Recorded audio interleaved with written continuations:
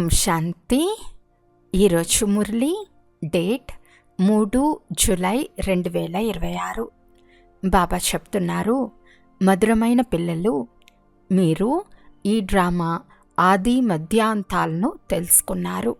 మీకు తండ్రి ద్వారా జ్ఞాన 3వ నేత్రం లభించింది కనుక మీరు ఆస్తికులు.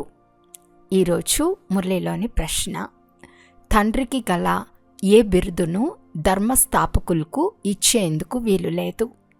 జవాబు, తండ్రి సద్గురువు.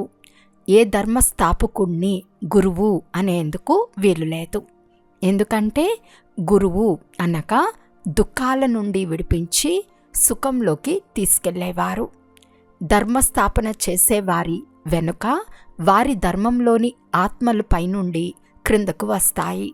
వారు ఎవరిని తమతో తీసుకెళ్లరు. తండ్రి వచ్చినప్పుడు సర్వాత్ములను ఇంటికి తీసుకెళ్తారు కనుక వారు సర్వుల సద్గురువు.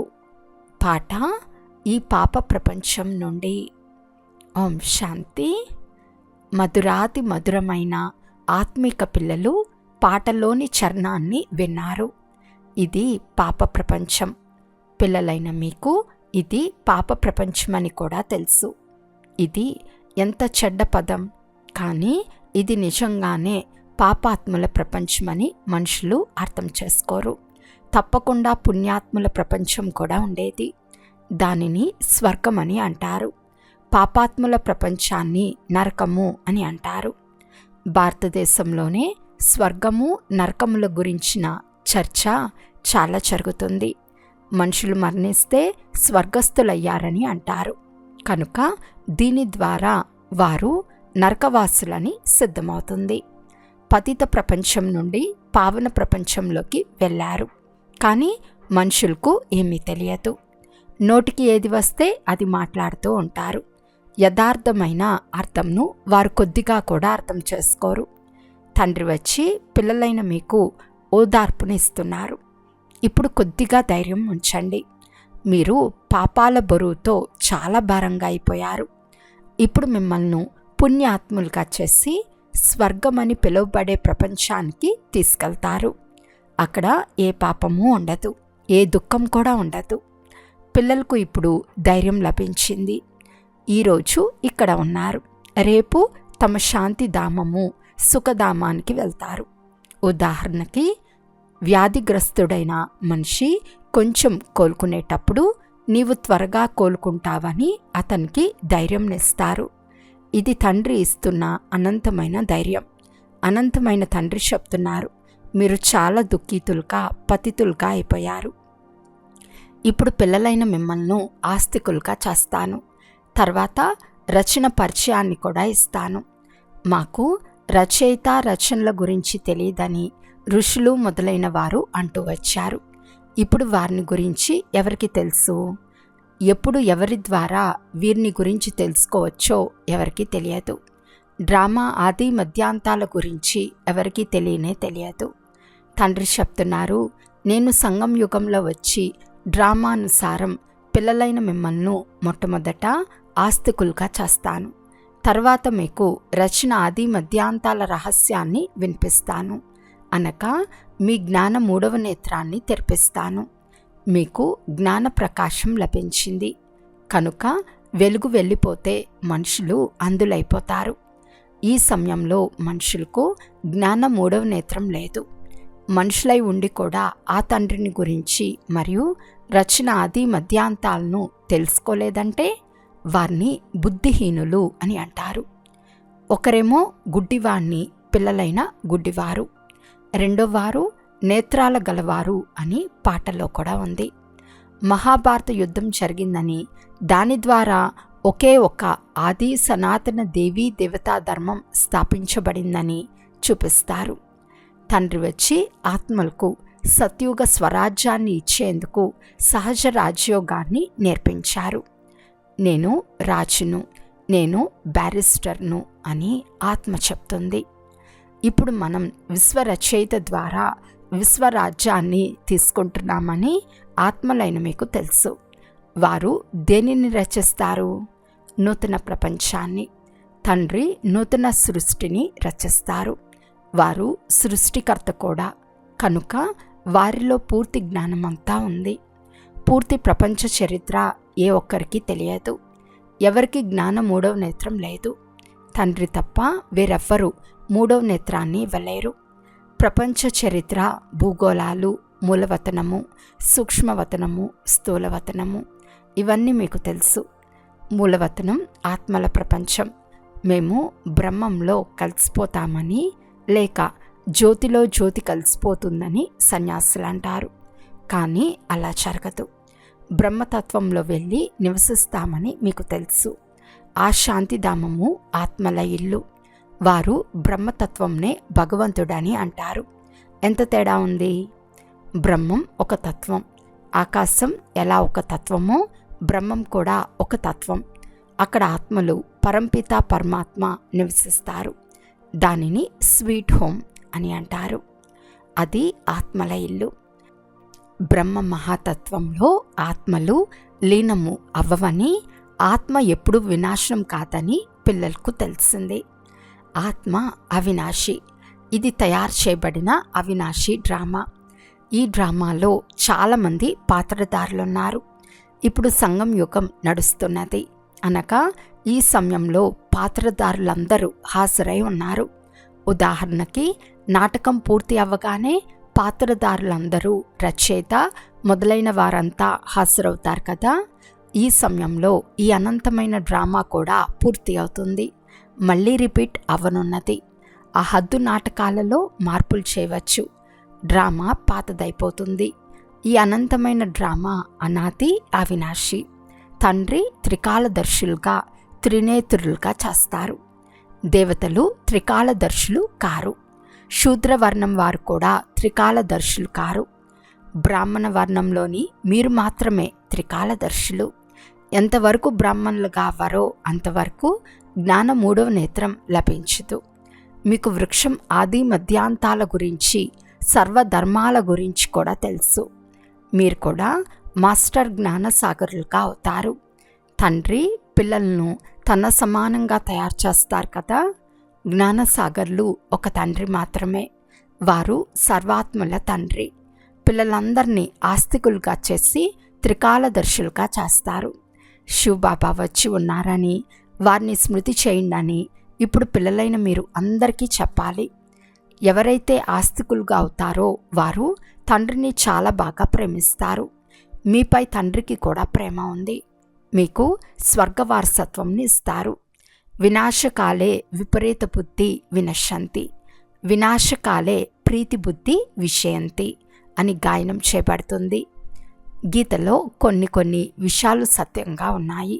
శ్రీమద్ భగవద్గీత సర్వోత్తమ శాస్త్రము, ఆది సనాతన దేవీ దేవతా ధర్మశాస్త్రము.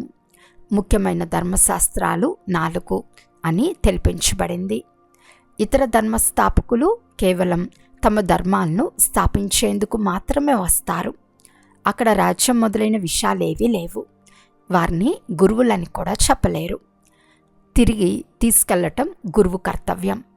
ఇబ్రహీం, బుద్ధుడు, యేసుక్రీస్తు మొదలైన వారు వస్తారు. తర్వాత వారి వెనుక వారి వంశస్థులు కూడా వస్తారు. గురువు అనగా దుఃఖాల నుండి విడిపించి సుఖంలోకి తీసుకెళ్లేవారు. వారు కేవలం ధర్మస్థాపన చేసేందుకు వస్తారు. ఇక్కడ చాలామందిని గురువులని అంటారు. బ్రహ్మ, విష్ణు, శంకరులను కూడా గురువులని అనలేము. ఒక్క శివబాబా మాత్రమే సర్వుల సద్గతి దాత. ఒక్క రాముణ్ణే పిలుస్తారు.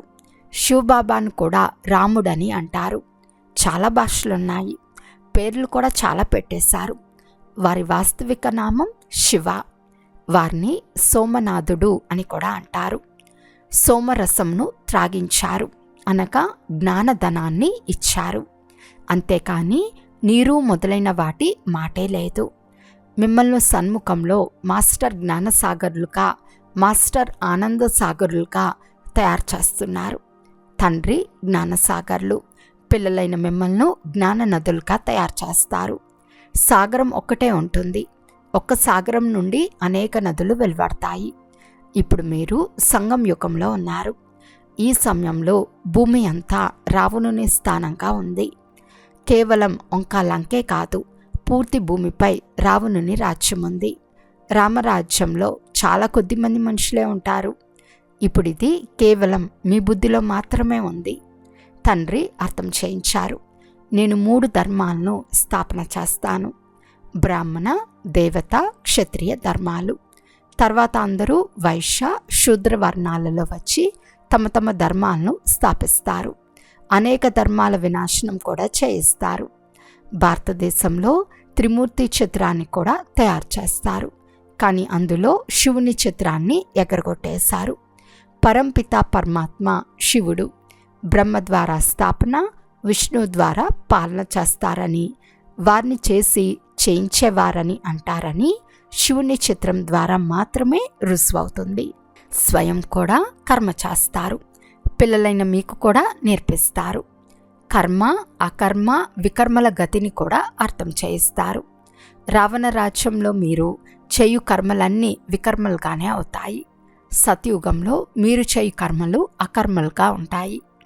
ఇక్కడ రావణ రాజ్యం ఉన్నందున వికర్మలే జరుగుతూ ఉంటాయి. సత్యుగంలో పంచవికారాలు ఉండవు. ప్రతి విషయాన్ని తప్పకుండా అర్థం చేసుకోవాలి. క్షణంలో అర్థం చేయిస్తారు.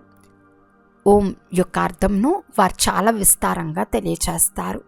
తండ్రి చెప్తున్నారు, ఓం అనగా నేను ఆత్మ, ఇది నా దేహము, ఇది చాలా సహజము. మనం సుఖధామానికి వెళ్తున్నామని మీరు తెలుసుకున్నారు. కృష్ణుని మందిరాన్ని సుఖధామమని అంటారు. అది వాస్తవానికి కృష్ణపురి. మాతలు కృష్ణపురికి వెళ్ళేందుకు చాలా కష్టపడతారు. మీరిప్పుడు భక్తి చేయరు, మీకు జ్ఞానం లభించింది. ఇతర ఏ మనిషి మాతృలకు ఈ జ్ఞానం లేదు. నేను మిమ్మల్ని పావనంగా చేసి తీసుకెళ్తాను. మళ్ళీ మిమ్మల్ని పతితులుగా ఎవరు చేస్తారు? ఈ విషయాన్ని ఎవరు చెప్పలేరు. స్త్రీ పురుషులందరూ భక్తులే, వారంతా సీతలే. సర్వులకు సద్గతిని ఇచ్చేవారు తండ్రియే. ఇప్పుడు అందరూ రావణుని జైల్లో ఉన్నారు. ఇది దుఃఖధామం.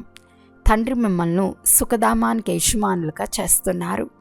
ఇటువంటి తండ్రిని 5000 సంవత్సరాల తర్వాత కేవలం మీరు మాత్రమే చూస్తున్నారు. లక్ష్మీనారాయణల ఆత్మలకు ఇప్పుడు ఈ జ్ఞానం ఉంది. మనం బాల్యంలో ఈ కృష్ణునిగా ఉండేవారము. పెద్దవారైన తర్వాత శరీరాన్ని వదిలేస్తామని, మళ్ళీ మరొకటి తీసుకుంటామని మీకు తెలుసు. ఇతరులెవ్వరికీ ఈ జ్ఞానం లేదు. తండ్రి చెప్తున్నారు, మీరందరూ పార్వతులు. శివబాబా మిమ్మల్ని అమరులుగా తయారు చేసేందుకు, అమర్లోకానికి తీసుకెళ్లేందుకు అమర్ కథను వినిపిస్తున్నారు. ఇది మృత్యులోకం. పార్వతులైన మీరంతా అమర్నాథుని ద్వారా అమర్ కథను వింటున్నారు. మీరు కేవలం తండ్రిని స్మృతి చేస్తే సత్యమైన వారుగా అవుతారు. మీ ఆత్మ అమరమవుతుంది. అక్కడ దుఃఖం అనే మాటే ఉండదు. ఎలాగైతే సర్పం ఒక పొరను వదిలి మరొకటి ధరిస్తుందో అలా అక్కడ శరీరాన్ని వదులుతారు. ఈ ఉదాహరణలన్నీ ఇక్కడవే. భ్రమరం ఉదాహరణ కూడా ఇక్కడదే. బ్రాహ్మణులైన మీరు ఏం చేస్తారు? వికారీ పురుగులను మార్చి దేవతలుగా చేస్తారు. ఇది మనుషుల విషయమే. భ్రమరాన్ని కేవలం ఒక ఉదాహరణగా చెప్తారు. బ్రాహ్మణ పిల్లలైన మీరిప్పుడు తండ్రి ద్వారా అమర్ కథను వింటున్నారు. ఇతరులకు కూడా కూర్చుని జ్ఞానాన్ని బూబూ చేస్తారు. దీని ద్వారా మనుషుల నుండి దేవతలుగా, స్వర్గంలోని దేవకన్యలుగా అవుతారు. అంతేకాని మానస సరోవరంలో మునిగినంత మాత్రాన ఎవరూ దేవకన్యలుగా అవ్వరు. అదంతా అసత్యము. మీరు అసత్యాన్నే వింటూ వచ్చారు. ఇప్పుడు బాబా సత్యాన్ని తెలియజేస్తారు. ఇప్పుడు తండ్రి చెప్తున్నారు, స్వయాన్ని ఆత్మగా భావించండి. నిరాకార పరంపిత పరమాత్మ ఇతని నోటి ద్వారా అర్థం చేస్తున్నారు. మీరు ఈ చెవుల ద్వారా వింటున్నారు. ఆత్మాభిమానులు కావాలి. నేను ఎవరు అనునది తర్వాత పరమాత్మ కూడా రియలైజ్ చేస్తారు. ఒక్క బాబా తప్ప ఇంకెవరూ ఆత్మాభిమానులుగా తయారు చేయలేరు. మీరు ఆత్మాభిమానులుగా అవ్వండని తండ్రి తప్ప ఇతరులెవరూ చెప్పలేరు. శివ జయంతిని కూడా ఆచరిస్తారు, కానీ వారి జయంతి ఎలా జరుగుతుందో ఎవరికీ తెలియదు. తండ్రియే స్వయంగా వచ్చి అర్థం చేయిస్తున్నారు. నేను సాధారణ వృద్ధతనువులో ప్రవేశిస్తాను, లేకుంటే బ్రహ్మ ఎక్కడి నుండి వస్తాడు? పతిత తనువే కావాలి. సూక్ష్మవతనవాసి అయిన బ్రహ్మలో విరాజమానమై బ్రాహ్మణ్ను రచించటం జరగదు. నేను పతిత శరీరంలో పతిత ప్రపంచంలోనే వస్తాను. బ్రహ్మ ద్వారా స్థాపన అని మహిమ చేయబడి ఉంది. తర్వాత ఎవరిని స్థాపిస్తారో, ఎవరు జ్ఞానాన్ని పొందుకుంటారో వారు దేవతలుగా అవుతారు. మనుషులు బ్రహ్మ చిత్రాన్ని చూసి తికమక పడతారు. ఇది దాదా చిత్రం కదా అని అంటారు. ప్రశాపిత బ్రహ్మ తప్పకుండా ఇక్కడే ఉంటాడు. సూక్ష్మవతనంలో ప్రజలను ఎలా రచిస్తారు? ప్రశాపిత పిల్లలైన బ్రహ్మకుమార్ కుమారీలు వేల సంఖ్యలో ఉన్నారు. ఇది అసత్యం ఎలా అవుతుంది? మనం శివబాబా ద్వారా వారసత్వాన్ని పొందుతున్నాము. వీరు అవ్యక్త బ్రహ్మ అని పిల్లలైన మీకు అర్థం చేయించబడింది. ప్రశాపిత అయితే సాకారంలో ఉండాలి. ఈ పతితుడే పావనంగా అవుతాడు. తతత్వం. అచ్చా, మధురాతి మధురమైన అపురూపమైన పిల్లలకు మాతాపిత బాప్దాదాల ప్రియ స్మృతులు మరియు గుడ్ మార్నింగ్. ఆత్మిక పిల్లలకు ఆత్మిక తండ్రి నమస్తే. ఆత్మిక తండ్రికి ఆత్మిక పిల్లల యొక్క ప్రియ స్మృతులు మరియు నమస్తే నమస్తే నమస్తే. ధారణ కొరకు ముఖ్య సారము. ఫస్ట్ పాయింట్, ఆత్మాభిమానులుగా ఈ చెవుల ద్వారా అమర్ కథను వినాలి. భ్రమరం వలె జ్ఞానాన్ని బూబూ చేస్తూ తమ సమానంగా తయారు చేసే సేవలో ఉండాలి. సెకండ్ పాయింట్, తండ్రి సమానంగా జ్ఞానసాగరులుగా ఆనందసాగరులుగా అవ్వాలి. సోమరసంను త్రాగాలి, త్రాగించాలి. ఈరోజు వరదానము. మాయ యొక్క విజ్ఞానంను ఒక ఆట వలె అనుభవం చేసే మాస్టర్ విశ్వనిర్మాత భవ. ఎవరైనా వృద్ధులు ముందు చిన్నపిల్లలు తమ బాల్యం యొక్క నిర్లక్ష్యంతో ఏమి మాట్లాడినా, ఏదైనా అటువంటి పని చేసినా పెద్దవారు ఆ పిల్లలను నిర్దోషులు, అమాయకులు, చిన్నపిల్లలు అని భావిస్తారో వారిపై ఏ ప్రభావం ఉండదో, అలా ఎప్పుడైతే మీరు స్వయాన్ని మాస్టర్ విశ్వ నిర్మాతలుగా భావిస్తారో అప్పుడు ఈ మాయ యొక్క విఘ్నం పిల్లలు ఆడుకునే ఆట సమానంగా అనిపిస్తుంది. మాయ ఏ ఆత్మ ద్వారా అయినా ఒక సమస్య, విఘ్నము లేక పరీక్షగా వస్తే అందులో భయపడరు. వారిని నిర్దోషులుగా భావిస్తారు. స్లోగన్: స్నేహము శక్తి మరియు ఈశ్వర్య ఆకర్షణ స్వయంలో నింపుకుంటే అందరూ సహయోగులుగా అయిపోతారు. అవ్యక్త సూచన: జ్వాలారూప స్థితిలో ఉండి శక్తిశాలి స్మృతిని అనుభవం చేయండి. ఇప్పుడు జ్వాలాముఖిగా అయి అసురీ సంస్కారాలు, అసురీ స్వభావాలన్నిటినీ భస్మం చేయండి. ఉదాహరణకి దేవీల స్మృతి చిహ్నంలో జ్వాల ద్వారా అసురులను సంహరించినట్లు చూపిస్తారు. అసురుడు అంటే ఒక వ్యక్తి కాదు, కానీ అసురీ శక్తులను దేవి సమాప్తం చేసింది. ఇది ఇప్పటి మీ జ్వాలా స్వరూప స్థితి యొక్క స్మృతి చిహ్నం. ఇప్పుడు ఎటువంటి యోగా జ్వాలను ప్రజ్వలితం చేయాలి అంటే అందులో ఈ కల్యుగీ ప్రపంచం కాలి భస్మైపోవాలి. అచ్చా, ఓం శాంతి.